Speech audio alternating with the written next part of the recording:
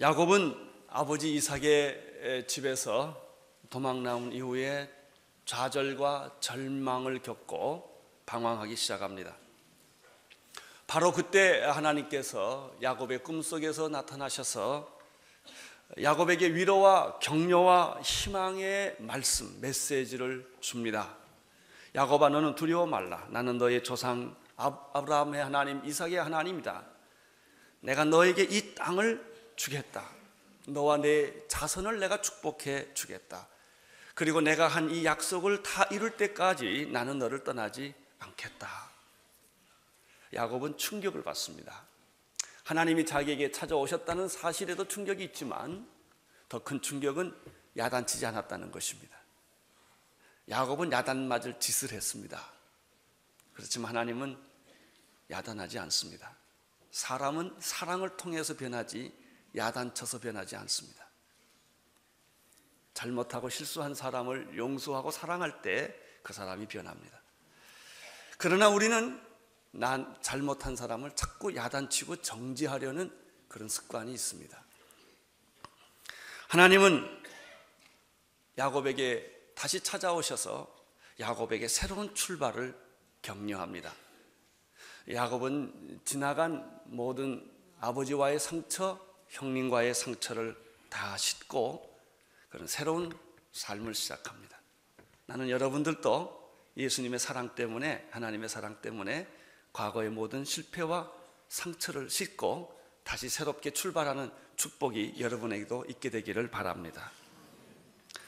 그 후 야곱은 삼촌 라반의 집으로 찾아가게 되었고 그 집에 머물면서 그 집의 둘째 딸 라헬을 사랑하게 됩니다. 이 사랑이라고 하는 것은 참 놀라운 것입니다. 사랑하면 세상이 아름다워 보입니다. 사랑하면 고통도 쉬워집니다. 야곱은 하나님을 만나서 새로운 삶을 시작했고 그리고 라반의 둘째 딸 라헬을 사랑하기 때문에 그는 모든 과거를 잊고 더욱더 새로운 미래를 향한 출발과 기대감에 가득 차게 됩니다. 그래서 야곱은 라반에게 내가 당신 집에 7년을 무봇으로 일을 할 테니까 당신의 둘째 딸을 날 주십시오. 그런 허락을 받고 야곱은 라반의 집에서 7년 동안을 수일처럼 보냅니다. 우리가 여기서 배우는 아주 간단한 진리 하나가 있습니다. 사랑하면 7년이 7일처럼 느낀다는 것이죠. 그러나 갈등이 있으면 7일도 7년처럼 느끼기 마련입니다. 이 험한 세상 사는 방법 간단합니다. 하나님 만나면 세상 사는 게 쉬워지고요, 사람을 사랑하면 세상 사는 게 재밌습니다. 아무리 힘들고 배고프고 병들고 어려워도 하나님 만나면 쉬워지고요, 그리고 사랑하는 사람이 생기면, 다시 말하면 인생의 목적이 있으면 세상살이는 아주 재미있습니다.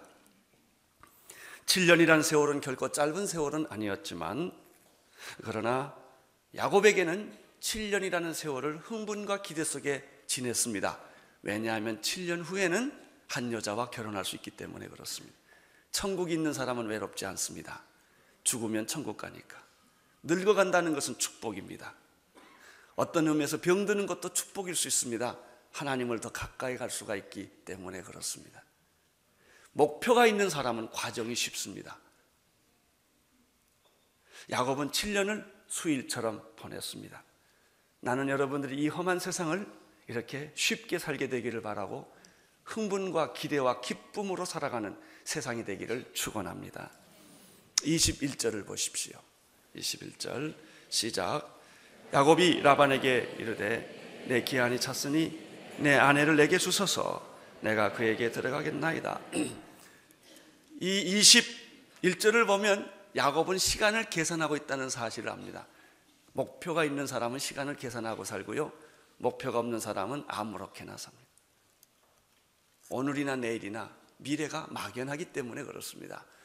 여러분, 야곱은 7년 동안 얼마나 횟수를 세면서 살았을까요? 1년 지나면 6년 남았다, 이제 5년 남았지, 한 달 지나면 2달 지나면, 왜? 그는 사랑하는 사람과 결혼할 날짜가 있기 때문에 그렇습니다. 21절에 보면은 내 아내를 내게 주소서라고 말을 하죠. 당당한 권리입니다. 그 예수 믿는 사람들은 하나님의 자녀됨에 당당한 권리가 있습니다. 그리고 시간을 보낸다는 것은 즐거움이에요. 그렇습니다. 시간 가는 것은 즐거움이에요. 왜? 하나님 만날 날이 더욱 가까웠기 때문에 그렇습니다. 여기서 보면 21절에 보면은 라반은 날짜를 기억하지 않으려고 합니다.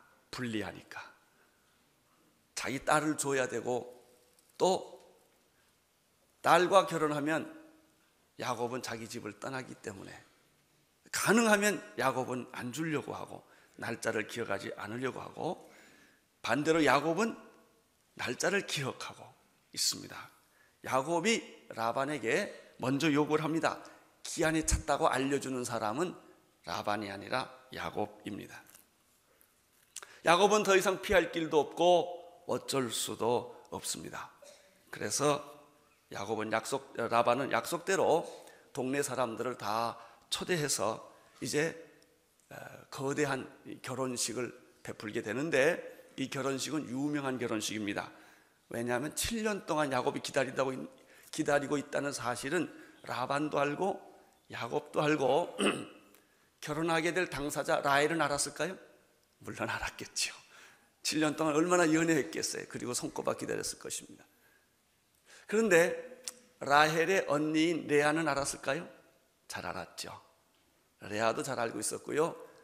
그 라반의 주변에 있는 모든 동네 사람들도 이 결혼식에 대해서는 너무나 잘 알고 있었고 이 날을 기다리고 있었을 것입니다. 그런데 막상 이 유명한 결혼식을 치르고 난 그 다음날 아침에 어처구니 없는 엄청난 일이 벌어진 것입니다. 그것은 야곱의 부인이 바뀌어진 것입니다. 라헬인 줄 알았는데 어젯밤에 잠을 자고 아침에 깨보니까 옆에 누워있는 여자는 야곱이 기대했던 라헬이 아니고 레아였다고 하는 사실입니다. 왜 이런 일이 생겼습니까? 23절, 24절을 보십시오. 시작. 저녁에 그 딸 레아를 야곱에게로 데려간 야곱이 그에게로 들어가니라. 라반이 또 그 여종 실바를 그 딸 레아에게 시녀로 주었더라. 23절, 24절에 보면은 어떤 음모가 지난 밤에 생긴 것입니다.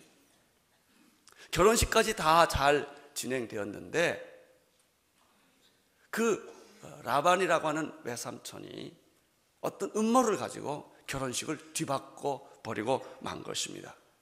라헬 대신에 레아를 들어가게 했고, 레아만 들어가게 한 게 아니라 24절에 보면 그 여종 실바라는 몸종까지 붙여서 보낸 것입니다. 아니, 어떻게 이런 일이 생길 수가 있었으며 어떻게 이런 일이 가능했겠습니까? 한마디로 말하면 라반의 사기극입니다. 사기란 무엇입니까? 몰라서 한 행동이거나 우연히 저지른 것은 사기라고 그러지 않습니다. 사기죄라고 하는 것은 의도적으로 한 행동이고 계획적으로 한 행동일 때 그것은 사기죄에 해당하는 것이죠. 라반은 야곱이 자신의 약속한 결혼 날짜를 상기시킬 때마다 라반에게는 두 가지 고민이 있었습니다. 첫째 고민은 만약에 둘째 딸인 라헬을 야곱에게 주면 분명히 야곱은 자기 둘째 딸을 데리고 떠날 거예요. 그럼 사람을 잃어버리는 것입니다. 그만큼 야곱은 그 집에서 성실하게 일을 했기 때문에 이 사람을 놓치고 싶지가 않아요. 어떤 사람을 고용한 것보다 야곱은 그 집에서 충성스럽게 일을 했고 그 집에 꼭 필요한 사람인데 떠날 것이 두려워서 라반은 이 대사기극을, 결혼 사기극을 저지르기로 결정을 합니다. 또 하나 이유를 우리는 찾아볼 수가 있습니다. 그것은 성경에도 기록했듯이 라반의 첫째 딸 레아의 문제입니다. 둘째 딸이 먼저 시집가면 그렇지 않아도 못 가는 첫째 딸인데 첫째 딸 시집가는 길은 다 막히고 마는 거예요. 그래서 아버지는 첫째 딸이 늘 마음에 걸렸어요. 먼저 첫째 딸을 출가를 시키고 둘째 딸을 보내야 되는데 얼굴도 예쁘고 잘생긴 둘째 딸이 먼저 시집가 버리고 나면 이 첫째 딸은 영원히 결혼 못할 가능성이 생기기 때문에 아버지로서는 둘째 딸의 결혼이 기쁘지가 않았던 것이죠. 또 하나 있습니다. 23절, 24절에 23절, 24절에도 그렇게 기록되어 있지만 몸종까지 보낸 것을 보면 분명히 이 라반은 첫째 딸을 먼저 보내야 되겠다는 생각을 굳힌 것 같습니다. 또 하나 이유가 뭐냐면 그 당시의 문화적 습관입니다. 우리 동네, 우리 살고 있는 이 사회 법이 둘째 딸을 먼저 시집 보내지 않는다는 것입니다. 이런저런 이유 때문에 결국은 라반은 야곱과의 약속을 어기고 첫째 딸인 레아를 보내기로 결정을 합니다. 이 결정해주는 과정에서 이분들에게 얼마나 갈등이 많았을까 생각을 합니다. 제일 갈등이 많았던 여자가 라헬이 아니었을까 생각합니다. 아버지 라반이 둘째 딸한테 가서 네가 양보해라 라고 밤새도록 설득을 했을 것 같아요. 라헬이 어떻게 대답을 해야 할까요? 아마 라헬은 말을 잘 안 들었으리라고 생각을 합니다. 그래서 우리가 상상입니다. 이건 사실이 아니고 소설 쓰는 건데 아버지가 라헬을 가두어 놨을지도 모르겠어요. 결혼식 날 가두어 놓고 레아와 음모를 꾸미는 거예요. 근데 여기는 분명한 사실은 레아는 아버지의 이 사기, 이 거짓 의도에 동의를 했습니다. 아마 몇 가지 이유가 있었을 거예요. 자기가 첫째 딸로서 시집을 못 갔다고 하는 것도 있겠고, 어쩌면 7년 동안 자기 동생과 야곱이 연애할 때 굉장히 부러웠고 자기도 야곱을 사랑했는지 모르겠어요. 그래서 아버지 라반의 음모에 레아는 적극적으로 동의를 합니다. 양심의 가책이 있었겠죠. 레아도 라반도 양심의 가책이 있었겠죠. 여러분, 이것은 무엇을 의미합니까? 야곱이 7년 전에 자기 아버지를 속이고 형을 사기쳤던 일과 똑같은 일이 벌어진 거예요. 심는 대로 거둔다. 사람들은 자기가 사기당한 것을 억울해합니다. 그러나 자기가 사기친 것에 대해서는 다 잊어버립니다. 사람들은 남을 가해할 때는 IQ가 뚝 떨어집니다. 피해를 받을 때는 IQ가 올라갑니다. 그래서 내가 상처 준 것은 잘 기억을 못합니다. 상처받은 것은 그 떨리는 음성, 눈동자, 토시까지 다 기억합니다. 당신이 그때 나한테 그러지 않았냐 이게. 가해자는 내가 언제 그랬냐 이게. 언제. 다 잊어버리는 거예요. 왜? 가해자니까 다 잊어버린 거고 피해자이니까 다 생각나고 있는 거예요. 야곱은 자기가 형한테 사기치고 형의 가슴을 아프게 하고 아버지를 속였던 그 기막힌 일들을 자기가 지금 똑같이 겪고 있다는 사실 앞에 우리는 놀라지 않을 수가 없는 것입니다. 우리는 때로는 이렇게 말합니다. 억울하다고 말합니다. 분하다고 말합니다. 나한테 이럴 수 있느냐고 말합니다. 그러나 사실 그렇지 않습니다. 우리가 다른 사람 눈물을 뺀 만큼 내가 눈물을 흘리는 거고, 다른 사람에게 상처를 준 만큼 내가 상처를 받는 것뿐입니다. 그 이상도 그 이하도 아닙니다. 야곱은 아버지를 속이기 위해서 목소리를 위장합니다. 에서의 목소리를 위장했습니다. 아버지를 속이기 위해서 염소털로 목과 손을 감쌌습니다. 그리고 형 에서의 옷까지 훔쳐서 입고 아버지 앞에 나갔습니다. 산에서 잡아온 짐승이라고 속여서 자기 집에 있는 염소 새끼 고기를 아버지한테 드렸습니다. 이 사람이 누구냐? 야곱이에요. 분명히 그날 밤 레아가 자기한테 들어올 때, 이거 잘 보십시오. 여러분, 결혼식에서요 한 여자가 한 밤을 같이 지냈는데 그 여자를 모를 리가 있겠어요? 근데 성경에 보면 그 다음날 아침에야 레아인 걸 알았다는 거예요. 이건 말이 안 되는 얘기입니다. 왜 그랬을까요? 레아가 철저하게 라헬처럼 분장했기 때문에. 형제니까 목소리도 비슷하게, 옷도 비슷하게, 얼굴 화장도 비슷하게 야곱을 깜짝같이 속은 거예요. 결혼식은 저녁에 했거든요. 그래서 아침이 돼서야 자기가 잠을 잤던 여자가 라헬이 아니고 레아라는 사실을 야곱이 늦게 한 것입니다. 이것은 무엇을 의미합니까? 다 자기가 저질렀던, 아버지한테 했던, 그리고 형님한테 주었던 상처를 그대로 100% 다시 되받은 것에 불과합니다.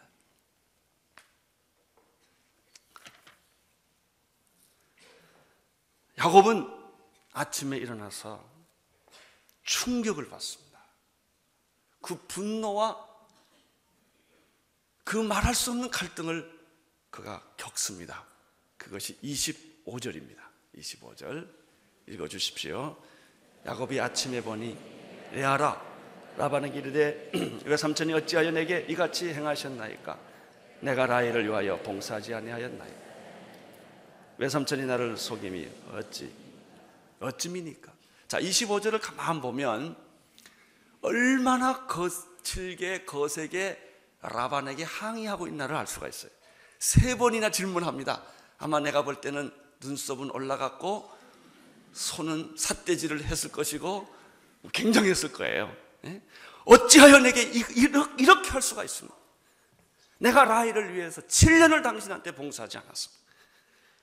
외삼촌이 나를 속인 것은 이럴 수가 있습니까? 이렇게 지금 야곱이 지금 막 흥분을 합니다. 펄펄 뛰는 야곱, 황당함, 당황함, 허탈함, 억울함, 그리고 분노, 수치, 굴욕, 이런 것들을 지금 25절에서 우리가 발견하게 됩니다. 그렇습니다. 우리들이 가끔 세상에 살 때 보면 사기당하고 말할 수 없이 어려움을 겪을 때가 한두 번이 아니에요. 그것 때문에 잠 못 이루고 불면증 걸리고 이렇게 사기당해서 패가 망신하고 이런 일들을 우리가 얼마나 많이 겪습니다. 야곱도 이런 일을 똑같이 겪었습니다. 7년의 세월을 내가 보냈는데 결론이 무엇입니까? 원하지 않는 여자가 들어온 거예요.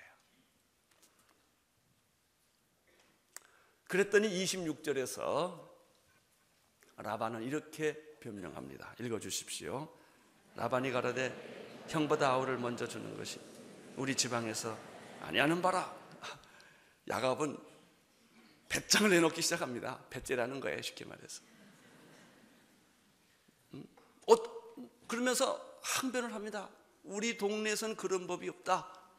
큰딸부터 시집 보내는 거다. 이러고 막 밀어붙이는 겁니다. 이 말이 틀린 말은 아닌데 다 맞는 말은 아닙니다. 만약 그것이 옳은 말이었다면 사전에 야곱에게 양해를 구했어야 합니다. 그러나 라반은 그렇게 하지 않습니다. 여러분, 우리가 주장하는 것이 다 라반의 주장과 같습니다.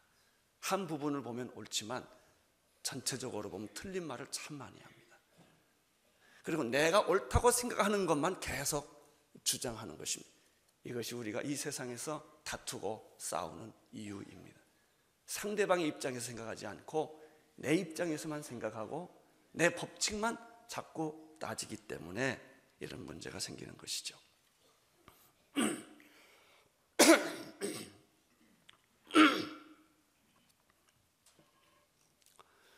27절을 보십시오. 27절 시작.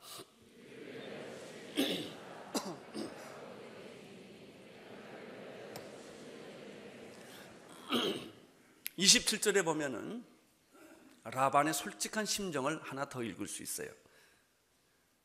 26절은 불쌍한 첫째 딸 레아 때문에 그랬다는 거고요. 27절은 사실은 내가 필요하다는 거예요. 너 지금 떠나면 안 된다는 거예요. 야곱을 앞으로 7년 동안 더 머무르게 하는 방법이 뭐 있을까? 라헬을 안 주는 겁니다. 라헬을 주면 떠나니까 라헬을 주지 않으므로 야곱을 자기 집에서 7년 동안 더 봉사하게 하는 방법은 이 방법밖에 없었다는 것이죠. 그래요. 우리는 여기서 말들은 멋있고 거룩하게 하는데 가만 보면 다 이기적인 목적 때문에 그렇다는 걸 알 수 있어요. 말이야 멋있습니다. 남편한테 하는 말, 아내한테 하는 말 다 그렇습니다. 신앙생활도 마찬가지예요. 말은 멋있습니다. 내가 헌신해서 선교사로 가서 목사가 되기 때문에 좋은 말은 골라 다 합니다. 그러나 그 내면의 동기를 깊이 보면 그렇지 않습니다. 인간은 다 이기적이고 다 자기 것 챙기고 자기 형편을 챙기는 게 인간입니다.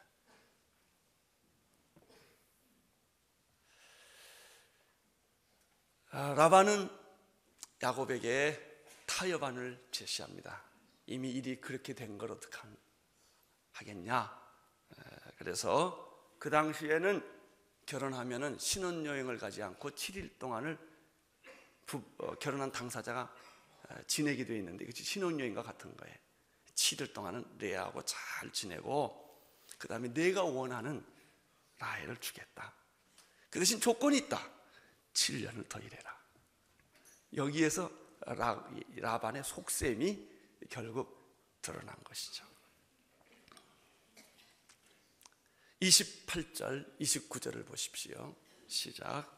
야곱이 그대로 하여 그 7일을 채우매 라반이 또 라헬에게도 아내를 주고 라반이 또 여정 빌하를 그 딸 라헬에게 주어 시녀가 되게 하매. 우리는 25절과 28절 사이에 큰 차이를 발견하게 됩니다. 그것은 무엇입니까? 25절에서는 펄펄 뛰는 야곱을 봅니다. 항의하고 항변하고 억울하다고 말하고 분하다고 말하고 날 속였다고 소리를 지르는 야곱입니다. 그러나 28절에 보면 이상하게 순해집니다. 야곱이 타협안을 받아들이고 아주 고분고분해지는 것을 볼 수가 있습니다. 야곱의 변신은 어떤 이유일까요? 여기서 우리가 배워야 할 두 가지 교훈이 있습니다. 아마 첫째는 그렇게 펄펄 뛰다가 야곱은 옛날의 자신의 모습을 생각하게 되었을 거예요. 그렇지, 바로 그 사람이 나였지. 화를 내고 있는 그 대상이 바로 내 자신이었지. 그렇죠. 여러분 너무 억울하다고 주장하지 마세요. 너무 분하다고도 말하지 마세요. 어쩌면 여러분을 분해하고 억울해하고 소리 지르는 그 대상이 타인이 아니고 여러분 자신일지 모릅니다. 야곱은 자기의 이기적인 목적 때문에 그 형 에서의 장자권과 축복권을 훔쳤고 이것을 성취하기 위하여 사랑하는 아버지 이삭을 속였던 사람이 바로 야곱이었습니다. 아버지 이삭이 에서인 줄 알고 축복해 주었던 사람이 야곱이었던 것처럼 라헬인 줄 알고 결혼 첫날 밤 지낸 사람이 레아였던 것도 똑같은 일입니다. 다른 사람을 사기친 사람은 그 자신도 똑같은 형태의 사기를 받는다라고 하는 것이죠. 심는 대로 거둔다라고 하는 것입니다. 사랑하는 우리 온누리교회 성도 여러분, 남의 눈에 눈물 빼게 하지 마십시오. 당신도 언젠가 그 눈물 흘립니다. 여러분 작은 이익 때문에 남한테 상처 주고 사기치지 마세요. 똑같이 당합니다. 이것이 오늘 여러분에게 주시는 하나님의 메시지입니다. 힘 있는 사람이 힘없는 사람한테 사기칠 때, 권력 있는 사람이 권력 없는 사람이 사기칠 때 그 사람은 별게 아니지만 당하는 사람은 죽는 일입니다. 약하기 때문에.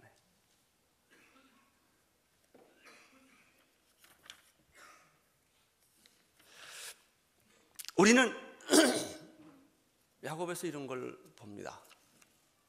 죄는 용서받지만 대가는 치른다는 거예요. 우리는 어떻게 생각하느냐? 내가 실수를 하고 잘못했어요. 그리고 죄도 용서받고 대가도 치르지 않기를 원해요. 하나님은 그렇게 안 합니다. 죄는 용서해 주지만 내가 저지른 죄의 대가는 치르라는 거예요. 그 대가를 치를 때 억울하다 그러지 말라는 거예요. 다 내가 과거에 그런 대가를 치루어서 받는 것이기 때문에 그 대가와 고통을 치를 때 억울하다고 말하지 말고 감사하다고 말하라는 거예요. 그러면 그 대가가 축복이 되지만 당신이 당연히 치료할 대가를 억울하다고 말하면 그 고통은 고통이 되는 것입니다. 갈라디아서 6장 7절 8절에 이 사건과 아주 적절한 말씀 하나가 있습니다. 스스로 속이지 말라. 하나님을 만홀히 여김을 받지 아니하시나니 사람이 무엇으로 심든지 그대로 거두리라. 자기 육체를 위하여 심는 자는 육체로부터 썩어질 것을 거두고 성령을 위하여 심는 자는 성령으로부터 영생을 거두느니라. 다 심는 대로 거두는 거예요. 여러분, 부모님이 난잡한 생활을 하신 분들은 자녀들이 난잡한 생활을 할 때 불평하면 안 돼요. 당신이 했기 때문에. 나는 했지만 대가는 안 받겠다고 사람들은 다 그렇게 얘기하는 거예요. 나는 사기를 쳤지만 대가는 안 받겠다고 말하는 것이죠. 그런데 성경은 너무나 냉혹합니다. 대가를 네가 치루어라. 이것이 오늘 우리에게 주는 교훈이에요. 야곱은 대가를 톡톡히 치르게 됩니다. 그것을 알게 되었을 때 야곱은 할 말이 없습니다. 마태복음 5장 7절에 보면은 긍휼히 여기는 자는 복이 있나니 저희가 긍휼히 여김을 받을 것이요 당신이 가난한 자를 돕고 불쌍히 여기면 그 대가를 하나님이 꼭 갚아 주신다. 당신도 어렵고 힘들 때 긍휼함을 받게 될 것이다라는. 하나님을 결코 속지 않는다라고 성경은 말합니다. 당신이 아무리 잔꾀를 내고 방법을 교활하게 만들어도 당신 자신은 속일 수 있고 주변의 이웃은 다 속일 수 있어도 하나님은 속이지 못한다 것입니다. 심는 대로 거둔다. 그런데 여기서 한 가지 더 생각할 거 있어요. 심는 대로 거둔다는 말은 사실인데 이것을 다 적용하면 어떻게 되느냐? 우리는 구원 못 받습니다. 인간이 심는 대로 거둔다 그러면 우리는 지옥 자식이고 번제상 진노의 자식인데 우리가 어찌 구원을 받았겠습니까? 그래서 하나님은 예수님을 보내주셨습니다. 누구든지 은혜의 보좌 앞에 나가서 예수님께 나아가면 놀라운 기적이 일어난다는 것입니다. 우선은 첫째 우리가 깨달아야 될 진리는 내가 심는 대로 거둔다라는 진리예요. 내가 고통을 겪을 때 억울한 일을 당할 때 너무 소리 지르지 마세요. 예수님 앞으로 가십시오. 진짜 억울하게 고통당하시는 분, 진짜 죄 없으신 한 분을 만나게 되죠. 그분이 여러분을 위하여 십자가에 피 흘려 돌아갔다는 사실을 만나게 될 것입니다. 이것을 가리켜 은혜의 보좌라고 말합니다. 히브리서 4장 14절 16절을 보면 이런 말씀이 있습니다.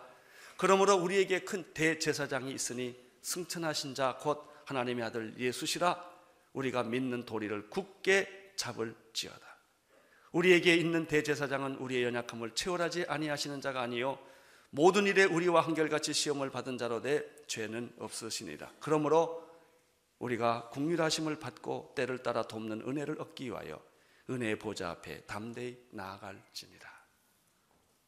그렇습니다.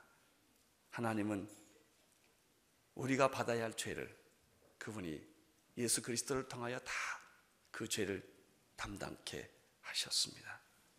사랑하는 성도 여러분, 여러분이 고난을 겪고 어려움을 겪을 때 예수님께로 나오십시오.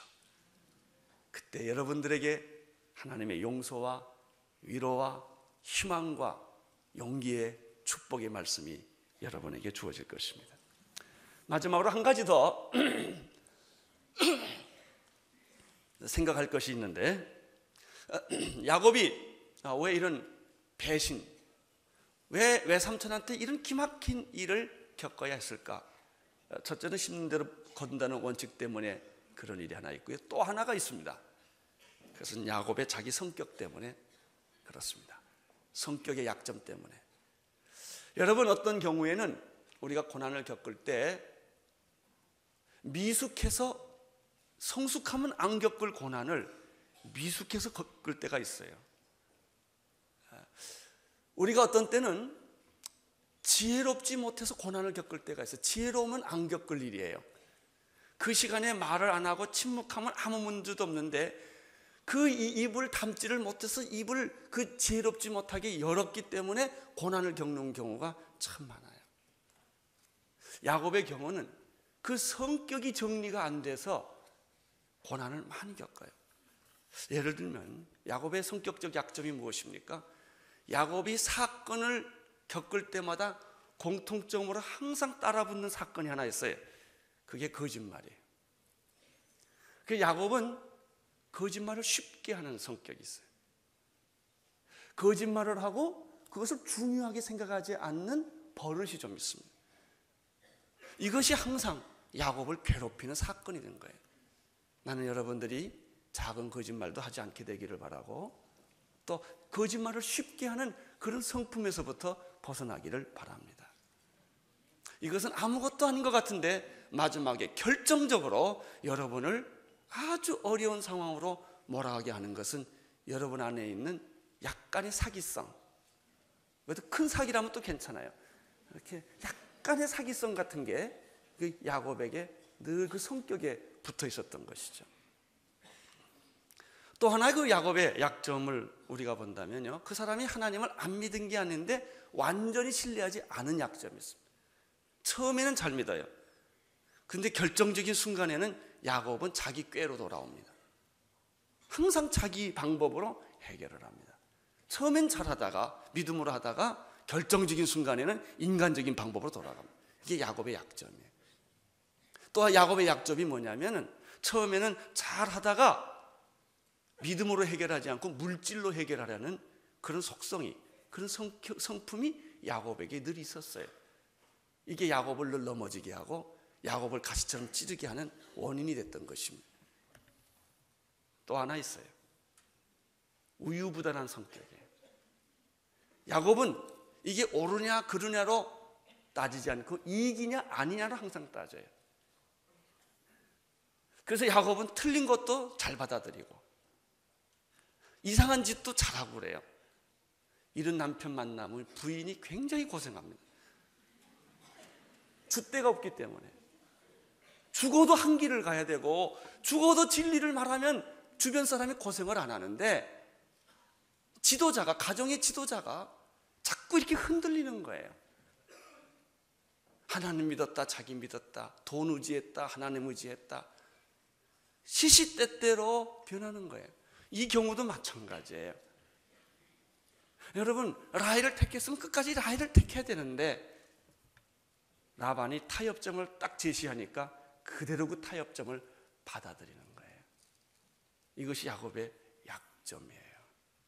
이런 약점 때문에 항상 그는 고난의 짐을 벗을 길이 없이 죽을 때까지 이 고통의 길을 계속 걸었던 이유가 바로 이런 성격 때문에. 나는 여러분도 성격이 변하기를 축원합니다. 이 성격 고치는 것이 축복의 비결입니다. 성품을 바꾸는 것이 축복의 비결이라고 하는 사실이죠. 30절을 보십시오. 시작.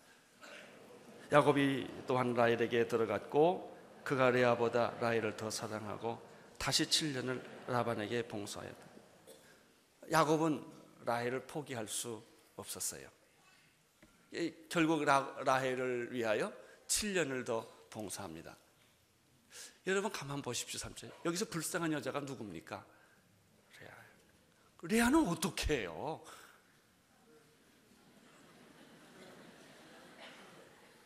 똑같이 사랑하든지 같이 데리고 살면서 한 여자를 더 사랑했다고 하면 레아의 인생은 뭐예요? 이게 왜 그런 줄 아세요?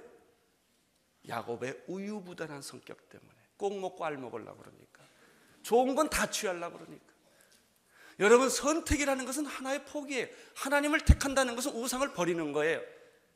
내가 한 여자를 택했다는 것은 30억 여자를 포기했다는 그런 의미예요.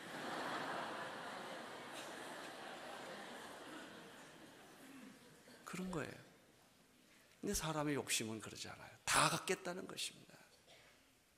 이것 때문에 레아는 계속해서, 야곱은 계속해서 이 문제 때문에 가정싸움, 자녀싸움, 끊임없는 불화가 쉬지 않고 일어나고 있는 것입니다.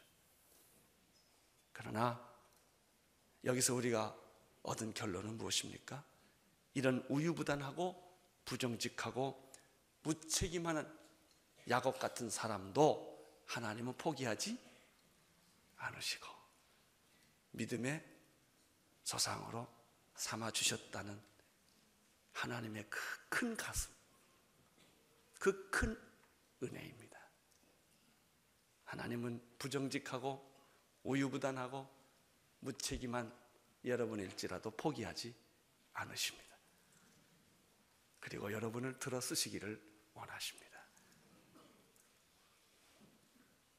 여러분, 이 하나님의 은혜 앞에 눈물을 흘리고 가슴을 펴고 두 손을 들고 우리는 감사해야 합니다. 나는 이미 쓰레기통에 버려질 존재였는데 하나님이 선교사로 보내서 한 민족의 조상으로 삼고 하나님께서 우리를 사용하여 주셔서 미전도 종족으로 보내기도 하시고 우리가 완전해서 보내는 게 아니라 하나님의 사랑 때문에 우리를 축복의 도구로 쓰신다는 사실을 믿고 그분께 감사드리기를 바랍니다. 기도하겠습니다. 야곱을 들어 쓰시는 하나님을 찬양합니다. 주님, 우리들의 삶에 우유부단하고 부정직하고 무책임한 모든 속성을 다 벗어버리게 하여 주시고 정말 하나님 앞에서 신실하고 아름다운 종들로 거듭나게 하여 주옵소서. 예수님 이름으로 기도드립니다. 아멘.